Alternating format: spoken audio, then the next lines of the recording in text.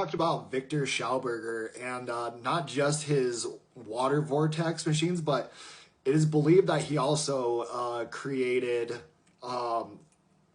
anti-gravity, basically electrostatic levitation devices like the Die Glocken. Schauberger, water vortex energy, electrostatic levitation, and the suppressed science of anti-gravity.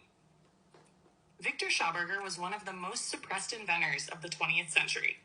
While he is best known for his vortex water implosion technology, there are strong claims that he also developed anti-gravity propulsion devices using electrostatic levitation, water implosion, and biomimicry.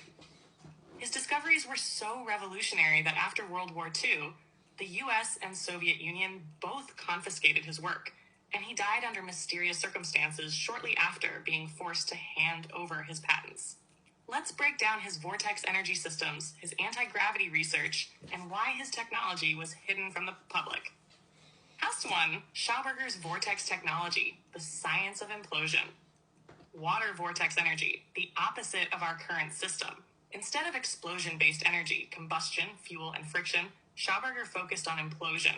He found that when water spirals naturally in a vortex, it generates enormous energy without resistance or heat loss. This mirrors natural systems, how blood moves through veins, how tornadoes form, and how galaxies spiral. He proved water is not just liquid, but an energy carrier. Water carries structured energy when moved correctly, something ignored by mainstream science.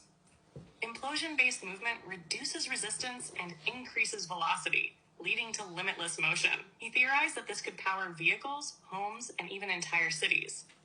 Schauberger's water implosion tech threatened the fossil fuel industry, so it was never allowed to be fully developed. Just 2. Schauberger's anti-gravity and electrostatic levitation devices. Beyond water, he created a vortex-based flying saucer. In the 1930s and 1940s, Schauberger worked on a repulsine levitation craft.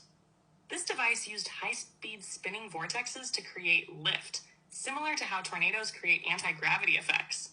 The craft allegedly generated a vacuum above itself, reducing air resistance and lifting off the ground. The science behind his anti-gravity system: electrostatic levitation.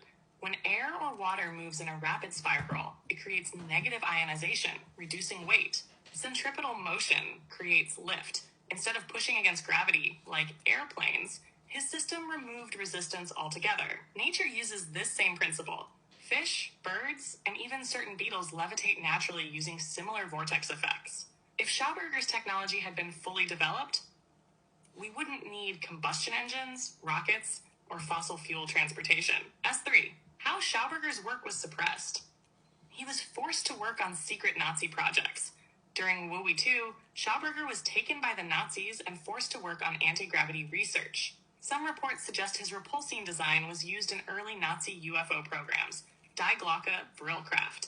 After the war, his research was seized by both the US and Soviet Union under Operation Paperclip.